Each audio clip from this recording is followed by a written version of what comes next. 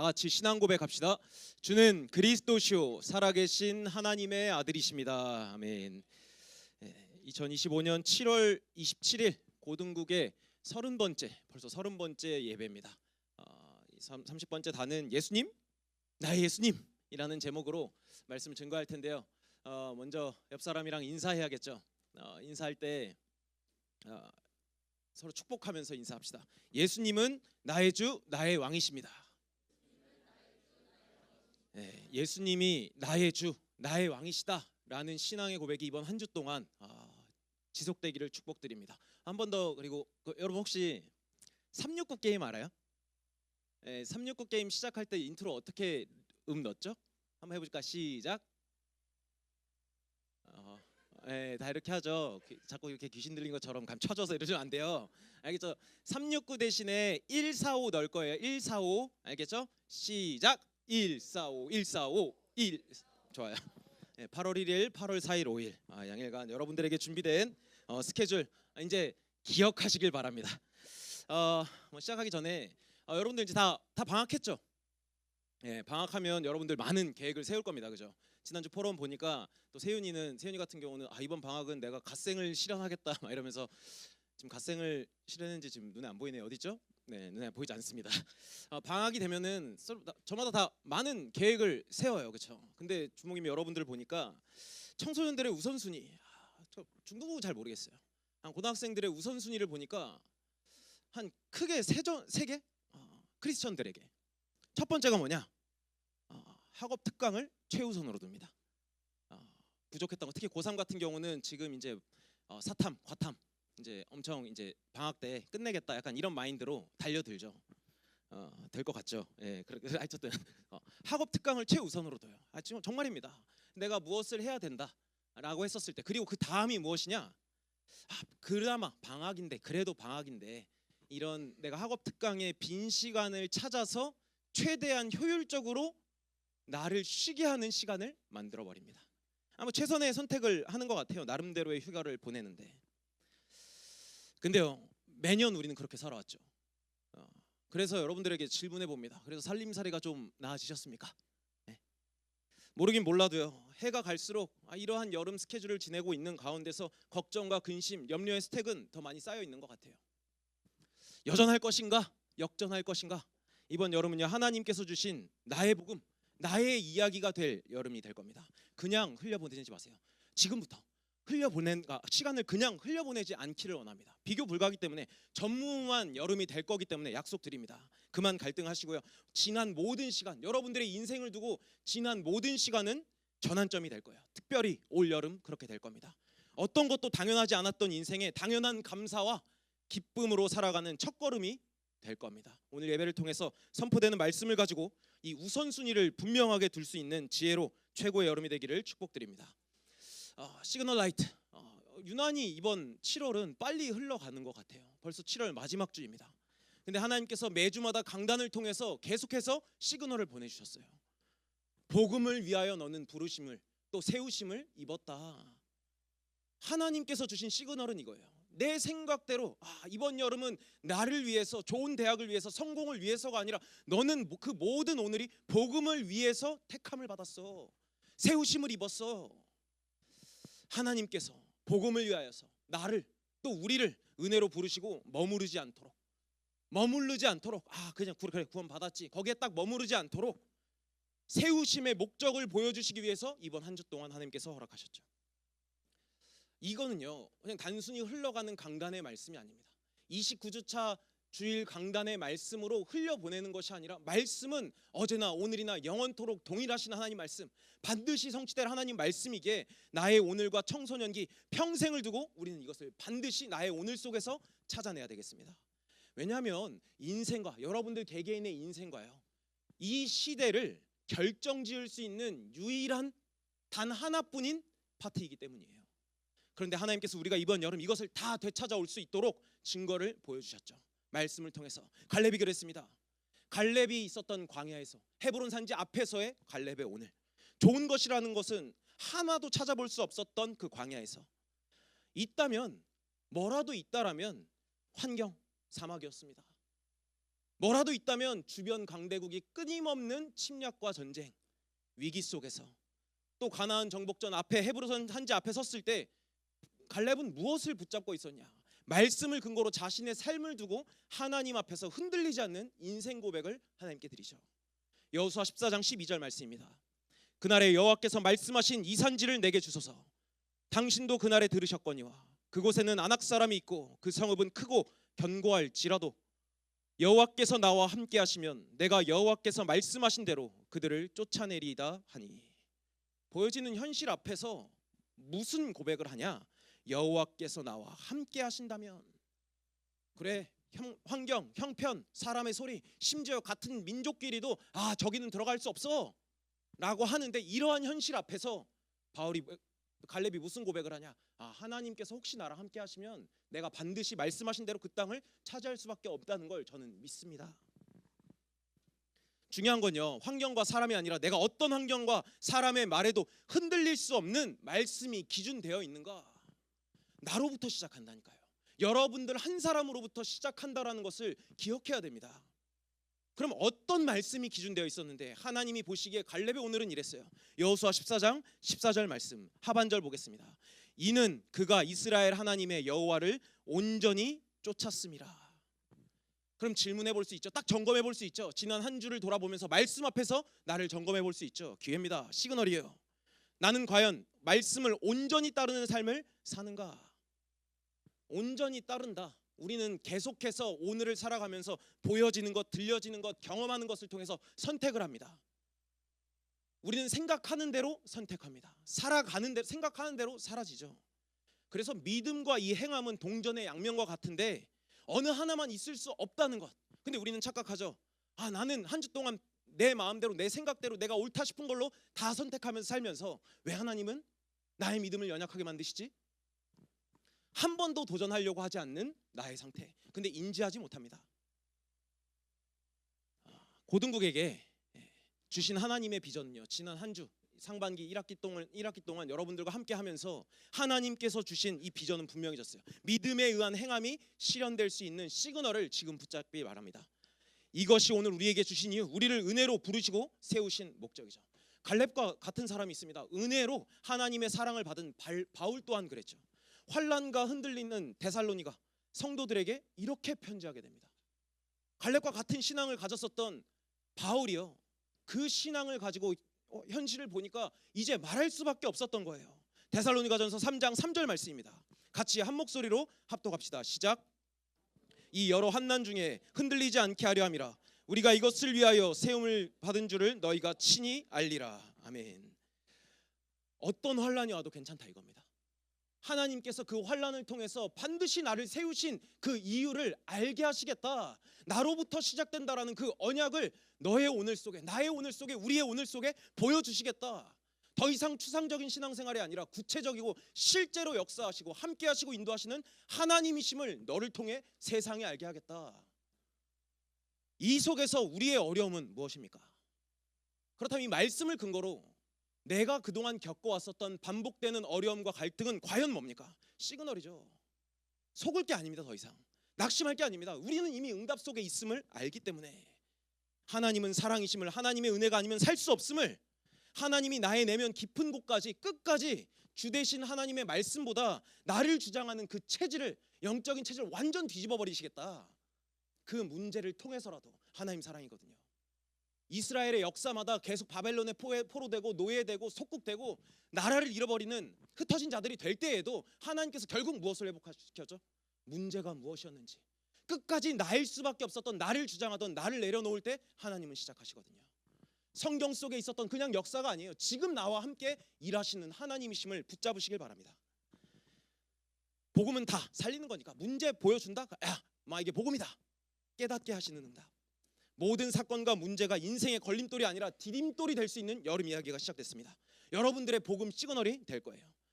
오늘부터요. 다음 주 오늘, 다음 주 주일, 그리고 145죠. 845 수련회 메시지를 하나님께서 지난 한 주 동안 전체 그림을 좀 그려주셨습니다. 수련회에서는요, 메시지는 1강뿐이지만 오늘부터 집중하면서 1강, 2강, 3강으로 생각하시고 이 흐름을 함께 타기로 합니다. 이번 여름만큼이라도 여러분들이 정말 결단하고 도전해 보시길 바래요. 온전히 갈렙처럼 온전히 하나님의 말씀만을 쫓아서 약속하신 그 땅을 우리가 차지해야 되겠습니다. 이걸 기도 제목으로 딱 붙잡는 거예요. 지금 하나님께서 약속하신 그 땅, 이 여름에 내가 반드시 하나님께서 그 약속하신 것이 무엇인지 붙잡아 버리겠다. 한 걸음 한 걸음 인도받으면서 하나님께서 왜 이렇게까지 나를 사랑하시는지, 하나님의 놀라운 사랑을 실제 찾아 누리면서 2학기를 준비하는 예언 고등국이 되길 축복드립니다. 아멘. 오늘부터요. 로마서를 이제 딱 뒤로 하고 오늘부터 요한복음 강해를 시작합니다. 또 재밌습니다. 요한복음. 요한복음은 누가 기록했죠? 사도 요한, 예수님의 제자였죠. 요한은 누구보다 예수님의 사랑을 많이 받은 제자로 스스로 기록해요. 요한이 나는 저기 요한이가 자꾸 웃고 있는데 제가 이 메시지 준비하면서 계속 저기 양천고 이요한이 계속 생각나서 끔찍했습니다. 어쨌든 요한은 누구보다 예수님의 이 사랑을 많이 받은 제자.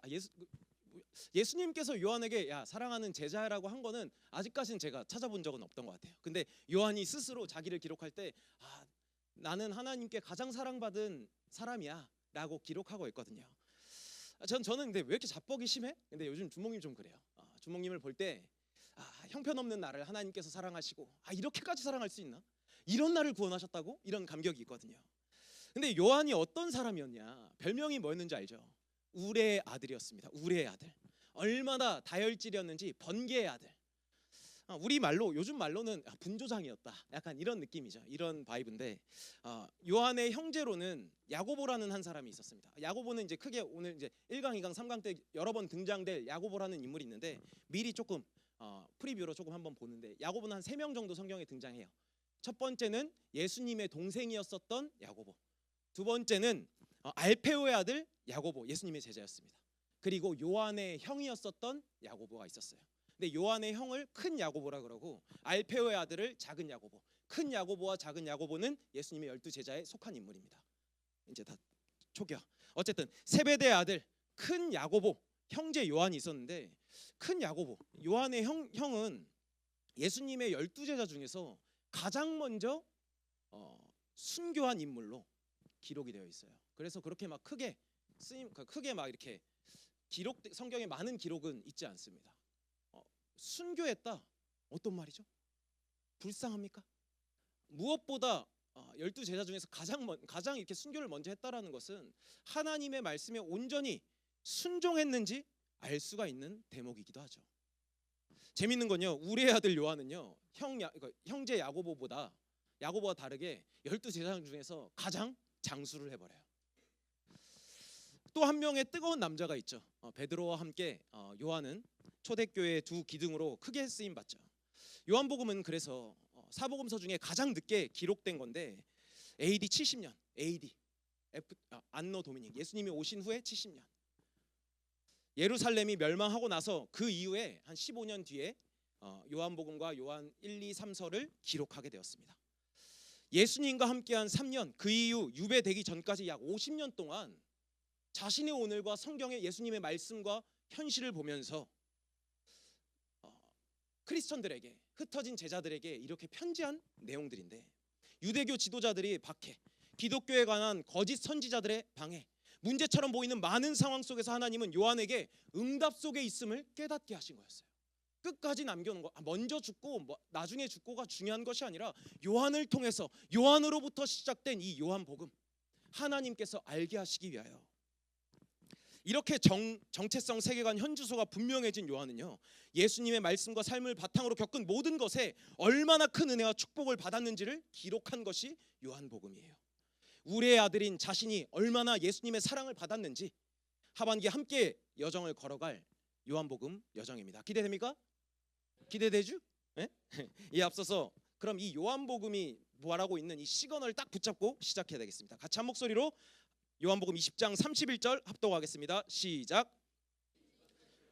너희로 예수께서 하나님의 아들 그리스도이심을 믿게 하려 하며 또 너희로 믿고 그 이름을 힘입어 생명을 얻게 하려 함이니라. 아멘. 하나님께서 알게 하실 것, 나에게 이번 여름 열매 맺게 하실 것 무엇이냐?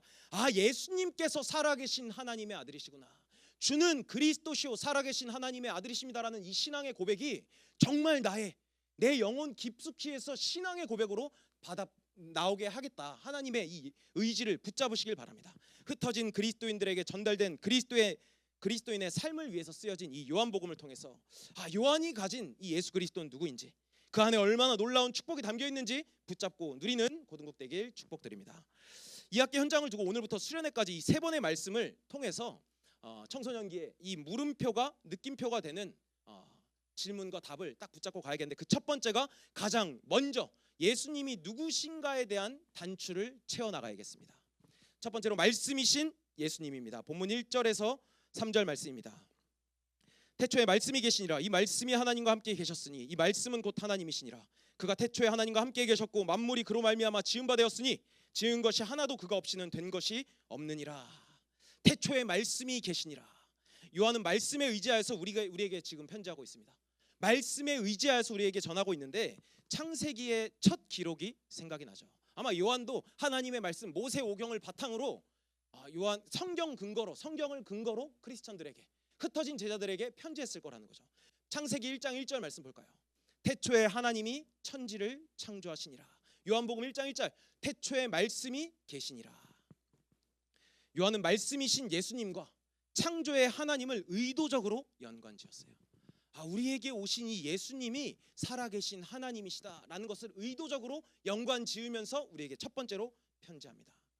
내용이 뭔데요? 이 예수님께서는 사람이 아니시구나. 완전한 하나님이시자 완전한 사람의 몸을 입고 오셨구나. 이유가 있구나. 영원전부터 계신 말씀이심을, 이 말씀이신 성삼위 하나님께서 온 우주를 창조하였음을 말하고 있어요.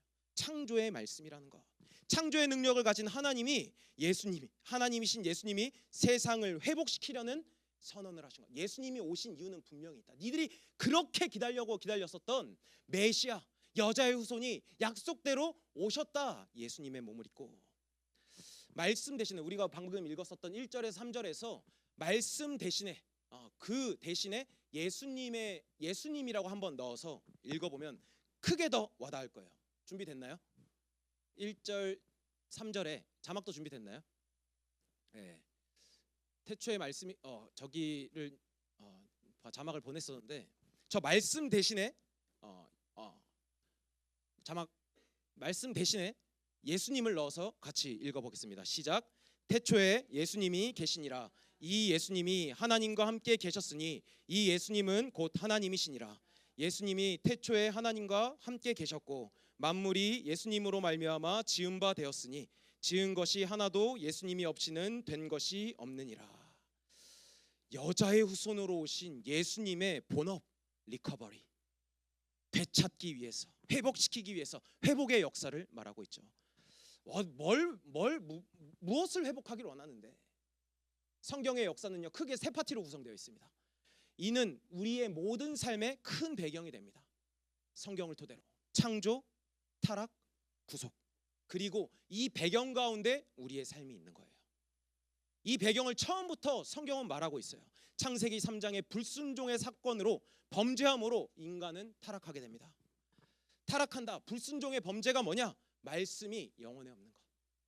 말씀이 곧 하나님, 하나님이신 예수님, 예수님이라는 그 말씀이 우리에게 영혼에 없는 것, 같은 말로 말씀을 떠난 것, 당연한 멸망, 영원한 지옥 운명. 근데 여기서요 벗어나는 것을 구속이라고 합니다. 구속이 뭡니까? 구원과 속죄 아닙니까? 근데 이 구원과 속죄, 하나님의 말씀이 없는 내가 구원과 속죄를 받을 수 있는 사람의 방법, 세상의 길, 종교로는 어떤 길도 없다라는 것, 오직 예수밖에 없다는 것을 말하고 있는 거예요. 그 예수님께서 사람의 몸을 입고 오셔서 구원을 위해서 모든 전 인류의 죄를 짊어지시고 십자가에서 단번에 속죄하셨죠. 여자의 후손이 뱀의 머리를 상하게 하시겠다라는 그 창세기 3장 15절, 여자의 후손의 약속, 그 약속대로 이루시고 3일 만에 사망의 권세를 이기시고 부활하셨다는 것. 이 예수님을요 나의 창조주 하나님으로 모시는 자는 누구든지 새롭게 시작될 수 있습니다. 여기에서 예수님의 행함이 나올 수밖에 없었던 거죠. 말씀대로, 나의 원대로 하지 마시고 하나님의 말씀대로, 하나님의 원대로 하옵소서. 성육신의 필연성을 나타내고 있어요. 로마서 3장 9절에서 10절 말씀입니다. 그러면 어떠하냐? 우리는 나으냐? 결코 아니라. 유대인이나 헬라인이나 다 죄 아래 있다고 우리가 이미 선언하였느니라. 기록된 바 의인은 없나니 하나도 없으며. 하나님을 떠난 첫사람 아담 이후에 범죄한 이후에 모든 인류는 유대인이나 헬라인이냐 누구나 예외 없이 죄인이라는 것. 그래서 모두에게 하나님이 필요하다는 것. 그것을 위해서 예수님, 하나님이신 예수님이 이 땅에 오셨다는 것. 약속대로 인류의 죄를 짊어지시고 십자가에서 죽으셨다는 것.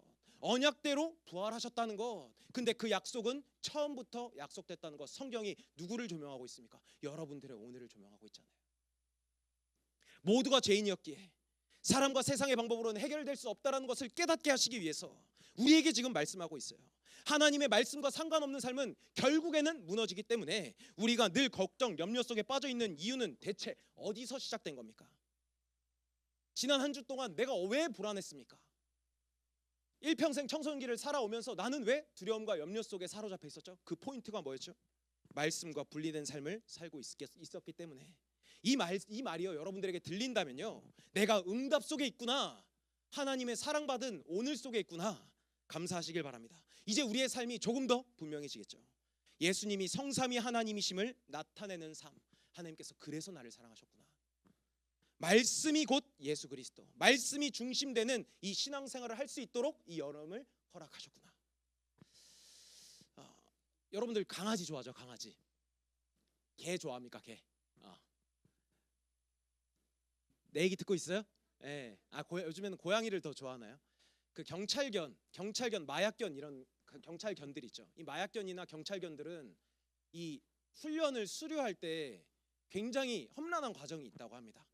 4주 동안 그래서 그 조련사와 함께 훈련을 받으면서 마지막 이 수료 기준 엄청 막 뛰어넘고 굴러다니고 하는데, 마지막 수료가 뭐냐면 조련사가 앞에 서 있고 걔가 여기 앞에 앉아 있습니다. 그래서 강아지 앞에 강아지가 가장 좋아하는 먹이를 탁 던져줘요. 수료하는 기준 딱 알겠죠? 수료하는 강아지는 상관없이 자기 주인만 바라봅니다. 명견이냐 똥개냐 이렇게 딱 나뉘어지는 기준이 뭐냐? 주인의 뜻대로 선택하는 것. 재밌게도 갈렙의 이름의 뜻이 들깨였습니다. 갈렙은 무엇을 쫓았죠? 온전히 말씀만 쫓았더라. 그렇게 되리라 약속하신 하나님의 말씀만 붙들었더니 창조주 하나님, 생명이신 하나님의 말씀대로 살았더니 하나님은 갈렙 그 한 사람을 통해서 헤브론 산지를 정복하고 그 결과 후대까지 그 땅을 차지하는 응답 속에 있게 되죠. 결국 나의 오늘이 얼마나 중요한지를 성경이 말하고 있어요. 영원하신 말씀, 창조의 말씀이신 그리스도를 붙잡는 여러분 되시길. 그렇다면 틀림없는 성장이 있을 것을 믿으시길 바랍니다. 그렇다면 두 번째로 빛이신 예수님입니다. 4절 5절 말씀입니다. 그 안에 생명이 있었으니 이 생명은 사람들의 빛이라. 빛이 어둠에 비치되 어둠이 깨닫지 못하더라. 예수님 안에 생명이 있었으니 예수님은 사람들의 빛이라. 사람들의 빛. 사람은요 원래 하나님의 형상대로 지음받은 존재죠. 첫사람 아담의 뜻이 뭡니까? 아담의 이름의 뜻이 뭐죠? 흙, 먼지, 보잘것없는, 가치 없는 것. 창세기 2장 7절 말씀입니다. 여호와 하나님이 땅의 흙으로 사람을 지으시고 생기를 그 코에 불어넣으시니 사람이 생명이 되니라. 하나님께서 영적 존재로 만드시고 나서부터 우리의 삶은 완전히 바뀌어 변화된다라는 것. 생명이 됐다. 하나님의 형상을 닮은 유일한 존재로 창조주 하나님께서 만드신 그 피조물들을 다스리는 대리 통치자 역할을 부여받은 거죠. 목사님 종종 말씀하시잖아요. 이런 아이패드를 어떤 짐승들이 만들 수 있냐? 정복하고 다스릴 수 있는 대리 통치자의 역할을 부여받았다는 것. 근데 우리의 삶은 딱 돌아봅시다. 우리는 여기 이 가운데에 중독되고 쫓겨가고 끌려가고 정복당하고 다스림 당하고 살고 있죠. 창세기 2장 15절 이어서 볼까요? 여호와 하나님이 그 사람을 이끌어내어 에덴 동산에 두어 그것을 경작하며 지키게 하시고 대리 통치자 역할을 분명하게 하나님께서 부여해 주셨죠. 나의 형상 닮은 너, 창조주 하나님의 직분을 받은 너 사람아, 너 하나님의 사람아. 어떤 영적 존재가 어떤 인물입니까? 피조물들 중에 피조물, 우리 연예인들 중에 연예인들이 있는 것처럼 우리는 하나님의 사람들은요 피조물들 중에 피조물로 지음 받았던 거예요. 엄청난 이 신분과 권세를 부여받았는데 영원하신 창조의 하나님의 형상으로 영원성을 가진 존재로 지음받았어요. 그 당시에는 범죄하기 전에는 인류에게 죽음이라는 것이 없었기 때문에 창조주와 피조물이 된 인간과의 약속, 하나님께서 그래서 그 약속 사랑으로 딱 주신 거야. 내가 창조주고 너는 피조물이야. 그러니까 그 선만 넘지 마. 선 넘지 마. 내가 너의 창조주임을 기억해야 돼. 그 기억할 수 있도록 내가 선물을 줄게. 선악과를 딱.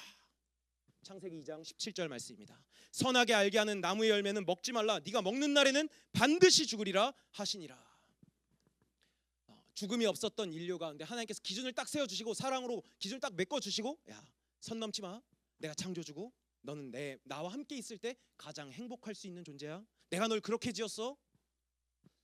그러나 하나님을 떠난 사건이 결국 발생하게 되고 나서 말씀대로 하나님의 생명에서 끊어졌죠. 영적인 존재는 원래 죽음이라는 게 없었다고 했잖아요. 근데 지금도 그래서 우리 어른들이 어떻게 말합니까? 사람이 나이가 차서 뭐 아니면 사고사로 뭐 이렇게 죽게 되면은 뭐라고 말하죠? 돌아가셨다 말하죠. 돌아간다.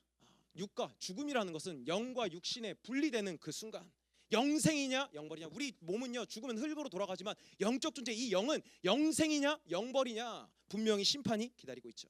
아들이 있는 자는 생명이 있고 아들이 없는 자는 생명이 없느니라.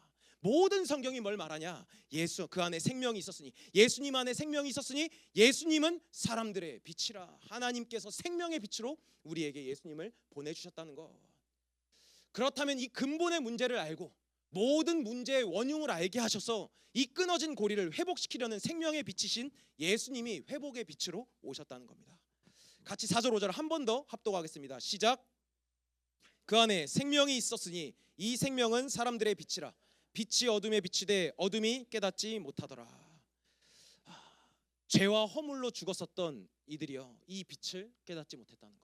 죽은 사람은요 이렇게 빛을 비춰도요 움직일 수 없어요. 눈부심. 우리 자다가도 엄마가 이렇게 자다가도 불 켜면서 야 일어나 이러면 어떻게 되죠? 반응하고 시끄럽죠. 눈 감고 불 딱 켜도 눈 부시죠. 근데 죽은 자에게는 이렇게 빛을 비춰도 깨닫지 못하죠. 믿음의 눈이 닫히니까 어려움을 그냥 어려움으로만 보는 삶. 그 우리의 삶 아니었습니까? 문제가 오면은 해결하려고 득달같이 달려들지만 해결되면 다행이고 안 되면 낙심이고 어떡하지 하는 정도로. 자 보세요. 이러한 삶이 어떤 삶이죠? 먹을 것, 마실 것, 입을 것 꽉 잡힌 인생 아닙니까? 그냥 세상 염려에. 로마서 3장 11절에서 12절 2절의 말씀입니다. 시작. 깨닫는 자도 없고 하나님을 찾는 자도 없고 다 치우쳐 함께 무익하게 되고 선을 행하는 자는 없나니 하나도 없도다. 우리의 삶의 모습이 조금 비슷하죠. 가져놓고서도 없는 것처럼 사는 우리의 얘기 아닙니까? 세상 가진 적도 없으면서 다 가진 것처럼 사는 우리 친구 얘기 아닙니까? 근본의 이유를 잊으니까 예수님을 단디 오해하고 있는 우리의 이야기죠. 기억하시길 바랍니다. 생명의 빛으로 오신 예수님, 어둠이 결코 빛을 이길 수 없다는 것. 이 빛을 붙잡으면 어둠에서 완전히 자유하게 된다는 것. 이 회복의 빛을 붙잡으면 로마서 8장 1절 2절 말씀처럼 그러므로 이제 그리스도 예수 안에 있는 자에게는 결코 정죄함이 없나니 이는 그리스도 예수 안에 있는 생명의 성령의 법이 죄와 사망의 법에서 너를 해방하였음이라. 아멘. 이래도 못 믿겠습니까? 예수님이 주되심을 믿는 여러분들 안에 생명의 빛이 있어요. 이미 회복되는 응답 속에 여러분들이 탑승한 거죠. 끊을 수 없는 사랑 안에 우리가 있습니다. 무엇이가 그렇게 문제입니까?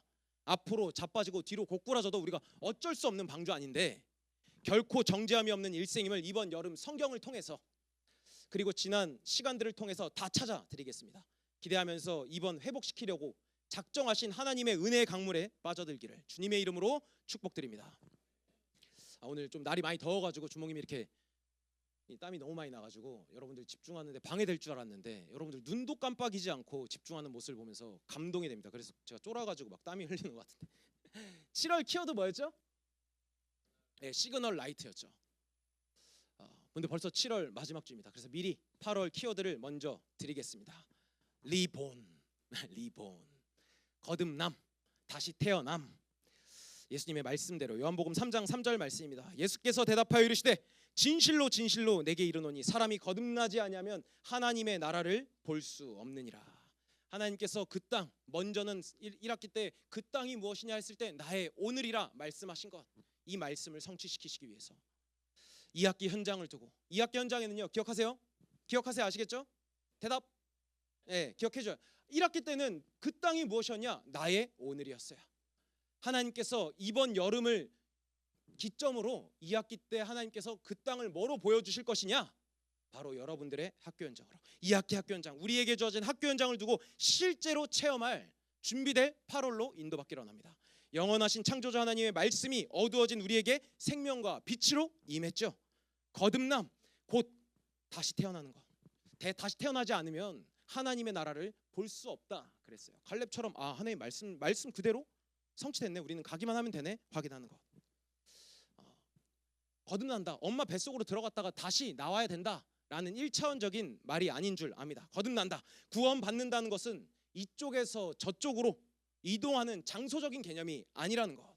하나님과의 관계가 끊어진 내가 하나님과의 관계를 다시 회복하는 것. 이것이 지속할 수 있는 오늘 기회로 주어졌죠. 우리 보세요. 지속할 수 있도록 오늘 주신 이유 뭡니까? 우리는 맨날 잊어버리잖아요. 하나님과 관계를 맨날 잊어버리잖아요. 그러니까 매일 잊으니까 매일 기억할 수 있고 매일 새로운 인생을 시작할 수 있다는 것. 하나님께서 지금 우리에게 이 시그널을 보내고 있습니다. 날로 새로움의 시작이죠. 그래서 결국 여러분들의 고백에 예수님? 나의 예수님? 이렇게 인생의 곳곳마다 여러분들의 개개인의 인생의 곳곳마다 숨겨진 그 물음표가 느낌표로 변환될 겁니다. 그럼 해야 될 것은 단 하나. 히브리서 12장 2절 말씀 보고 말씀 마치겠습니다. 믿음의 주요 또 온전하게 하시는 이인 예수를 바라보자. 그는 그 앞에 있는 기쁨을 위하여 십자가를 참으사 부끄러움을 개의치 아니하시더니 하나님 보좌 우편에 앉으셨느니라. 아멘. 부끄러움을 개의치 않고 우리를 위해서 기쁨을 위하여서 이 엄청 더운 이번 여름이죠. 하나님께서 보내시는 이 시그널 그대로 따르는 은혜 속에서 새학기 하나님께서 약속하신 그 땅을 반드시 차지하는 증거가 있기를 주님의 이름으로 축복드립니다.